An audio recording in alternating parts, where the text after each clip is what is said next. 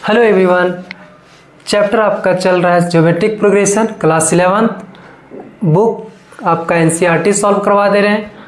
1 bye 1 question आपको 1 to 10 तक serial number से करवाए हैं। अब आपका क्वेश्चन नंबर 11 करवाने जा रहा हूँ। अब इसमें से आपको देखो थोड़ा सा ही अलग है। अलग क्या है, ये समेशन या सिग्मा, इसको पढ़े समेशन दे रखा है। अब ये और ये इसका मतलब क्या है, देखो यहाँ के का टर्म में है, यहाँ के का 1 से स्टार्ट करना, जाना कहाँ तक 11। जैसे देखो इसको अगर पूरा लिखेंगे तो लंबा होगा, ठीक है, उसी को अरेंज करके समेशन में लिखा जाता है। तो ये अभी आप देखिए, इसको अभी हम ओपन करके आपको सिखाते कैसे ओपन होते। के का वैल्यू 1 से स्टार्ट करके 11 तक पुट करेंगे, उसके बाद ज्योमेट्री में ही सेट होगा ज्योमेट्रिक प्रोग्रेशन।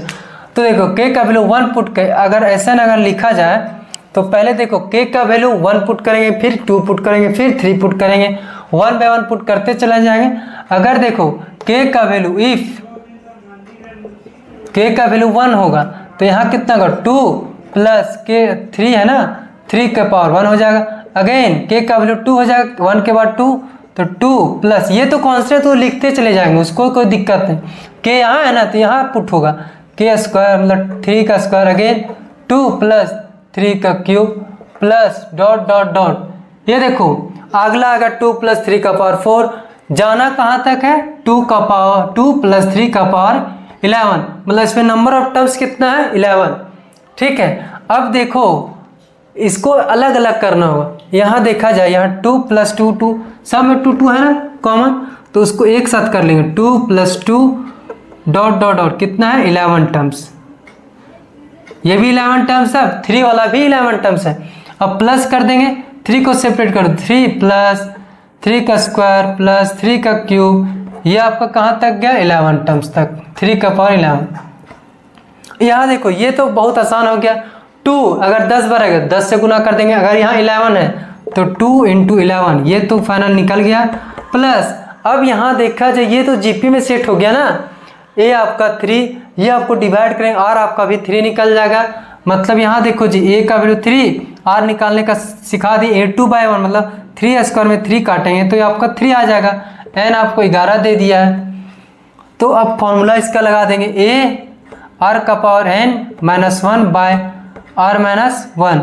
ये 11 2 जा कितना आ गया 22 प्लस ए का वैल्यू आपका कितना है 3, तो पुट कर दिए।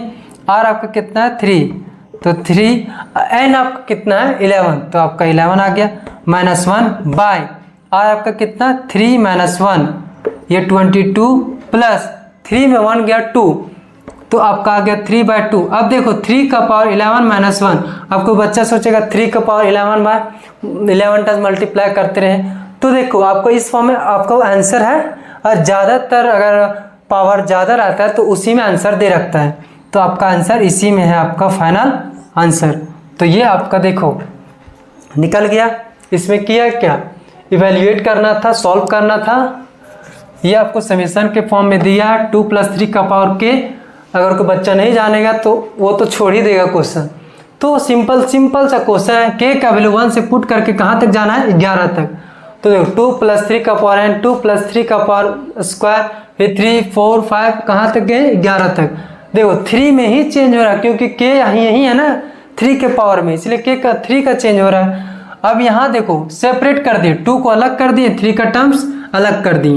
अब 2 कितना टाइम्स था 11 टाइम्स, तो 2 इंटू 11 कर दिए। प्लस ये आपको देखो ये ज्योमेट्रिक प्रोग्रेशन में सेट हो गया। ये आपका 3 कॉमन रेशियो आर, देखो यहाँ भी निकालेंगे 3 का क्यूब में 3 का स्क्वायर से डिवाइड करेंगे तो 3 ही बचेगा। नंबर ऑफ टाइम्स आपका 11 है। अब देखो फॉर्मूला होता है ए इंटू आर का power n minus 1 by r minus 1, a का वैल्यू 3, आर का वैल्यू 3 का पावर 11 बाय 3 माइनस 1। देखो ये आपका फाइनल आंसर। अब ये आपका हो गया। आप नेक्स्ट क्वेश्चन करवाएंगे।